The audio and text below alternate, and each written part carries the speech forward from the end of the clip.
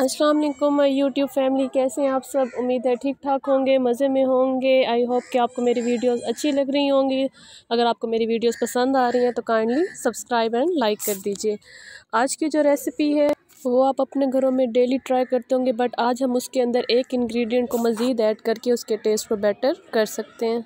तो चलते हैं अपनी रेसिपी की तरफ। सबसे पहले मैंने यहाँ पे ऑयल को गर्म कर लिया और मैं उसके अंदर ऐड कर रही हूँ प्याज ऐड करने के बाद मैं इसे अच्छी तरह से गोल्डन ब्राउन कर लूँगी।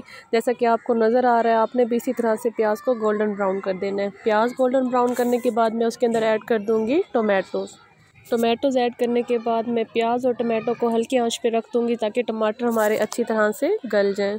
अच्छा, मैंने अक्सर लोगों से सुना है कि वो कहते हैं कि गोभी आसानी से हज़म नहीं होती, तो इसके लिए भी मैं आपको एक टिप देना चाहूँगी। आप इसके अंदर एक ऐसा इंग्रेडिएंट ऐड कर सकते हैं जो इसको आसानी से हज़म होने में मदद देगा।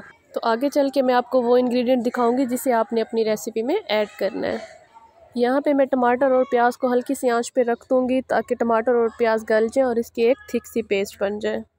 जब टमाटर और प्याज अच्छी तरह से गल जाएंगे, टमाटरों का सारा पानी खुश्क हो जाएगा, तो हम इसके अंदर नेक्स्ट इंग्रेडिएंट ऐड करेंगे जो कि है चिकन। मैंने यहाँ पे आधा किलो चिकन लिया है, आप अपने टेस्ट के हिसाब से भी चिकन ले सकते हैं। चिकन को अच्छी तरह से फ्राई कर लेने के बाद मैं अब इसके अंदर नेक्स्ट इंग्रेडिएंट ऐड करूँगी जो कि है गोभी।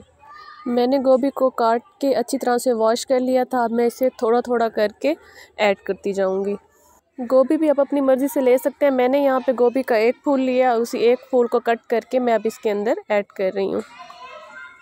गोभी ऐड करने के बाद अब मैं चम्मच की मदद से चिकन और गोभी को अच्छी तरह से मिक्स कर लूँगी। अच्छा, इस पॉइंट पे ना आपने अपने फ्लेम को मीडियम रखना है, कम नहीं करना। यहाँ पे मिक्स करते वक्त चिकन के साथ हम मीडियम फ्लेम रखेंगे।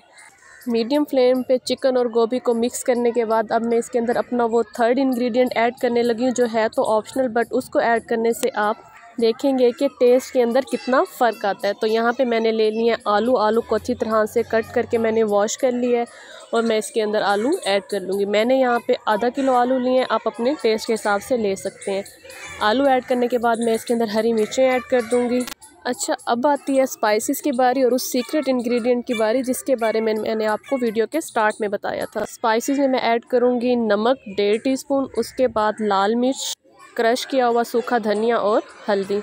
अब आती है उस सीक्रेट इंग्रेडिएंट की बारी जो कि है जिंजर, जिसे हम उर्दू में अदरक भी कहते हैं। अदरक को मैंने हावन दस्ते में अच्छी तरह से क्रश कर लिया था और अब इसे मैं अपनी रेसिपी के अंदर ऐड कर लूँगी। इस सीक्रेट इंग्रेडिएंट को ऐड करने के बाद आप देखेंगे कि आपके सालन का टेस्ट भी बहुत ज़बरदस्त हो जाता है और गोभी आसानी से हज़म ना होने वाली प्रॉब्लम भी सॉल्व हो जाएगी। अब इन सारे इंग्रेडिएंट्स को ऐड करने के बाद मैं एक दफ़ा इसे चम्मच की मदद से अच्छी तरह से मिक्स कर लूँगी। फिर मैं इसे लो से फ्लेम पे पकने के लिए रख दूँगी। इसे लो फ्लेम पे पकाने की रीज़न ये है कि गोभी अपना पानी खुद छोड़ती है, तो हमें मज़ीद एक्स्ट्रा पानी ऐड करने की ज़रूरत नहीं है। गोभी अपने ही पानी के अंदर अच्छी तरह से गल जाएगी।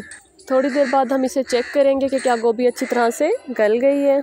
अच्छा, कुछ लोगों को ना गोभी ऐसे ही खड़ी खड़ी पसंद होती है और कुछ लोगों को ना अच्छी तरह से मैशअप हुई पसंद होती है, तो वो आप अपने टेस्ट के हिसाब से देख लीजिएगा। मुझे खिली खिली सी गोभी अच्छी लगती है, तो यहाँ पे मैंने इसको ज़्यादा मैश नहीं किया। अब मैं इसे डिश आउट कर लूँगी।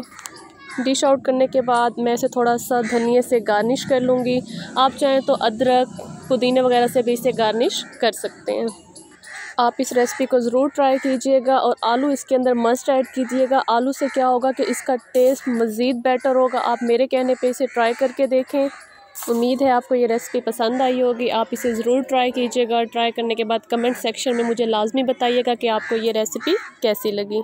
अब मैं आऊँगी इंशाल्लाह नेक्स्ट रेसिपी के साथ। टिल देन टेक केयर, अल्लाह हाफिज़।